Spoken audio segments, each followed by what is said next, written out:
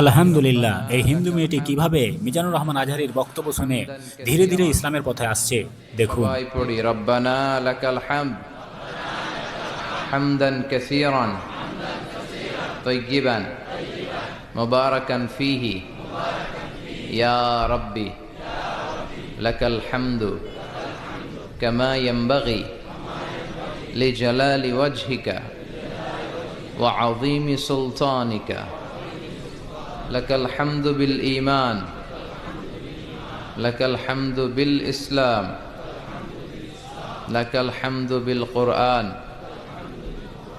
আমরা প্রশংসা করলাম কার? সব সময় প্রশংসা করতে হবে কার?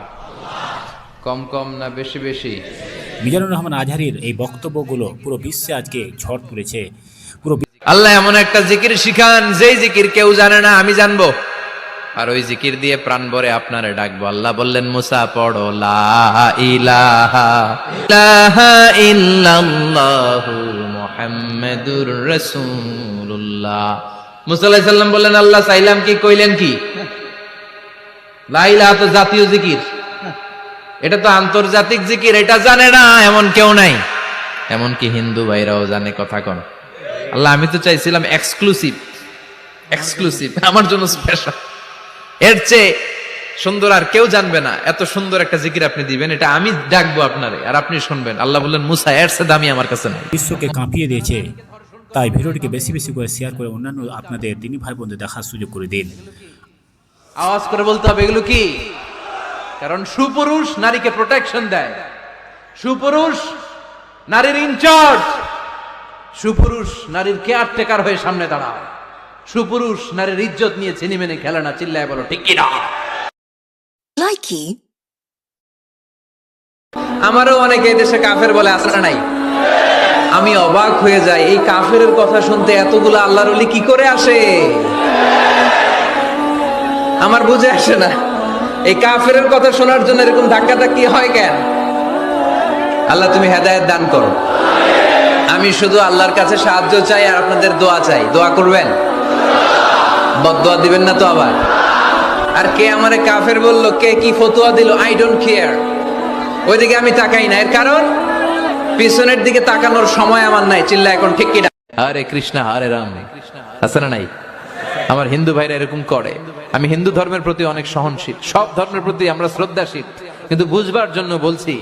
দেখেন, বুঝে শুনে আওয়াজ করে উত্তর দিবেন। আমি মিজানুর রহমান আজহারী, আমি কাদার মাটি পেলাম, পেয়ে আমি একটা মূর্তি বানালাম, এরপরে ডিজাইন করলাম। তো এই যে মূর্তিটা যে আমি বানালাম, এই মূর্তি আমার স্রষ্টা না, আমি এটার স্রষ্টা। কথা বুঝে নাই বোধহয়? এই মূর্তিটারে বানালো কে? আমি। তাহলে মূর্তি আমার খোদা না, আমি মূর্তির খোদা? আমি মূর্তির খোদা। সৈয়দনা ইব্রাহিম আলাইহিস সালামের মাথায় ধরে না? ঘটনা কি? নিজেই মূর্তিটারে বানায় আর নিজেই ওম নমো ভগবতী বাসুদেবায়া, আছে না নাই? নিজেই মূর্তি বানালো, আবার নিজে এগুলো পড়ে। Does it make any sense? হ্যাঁ, নো ওয়ে। এটা মাথায় ধরে না। আমি বানাইলাম, আমি রং করলাম, এরপরে সাজাই আমি এরকম ওম নমো ভগবতী।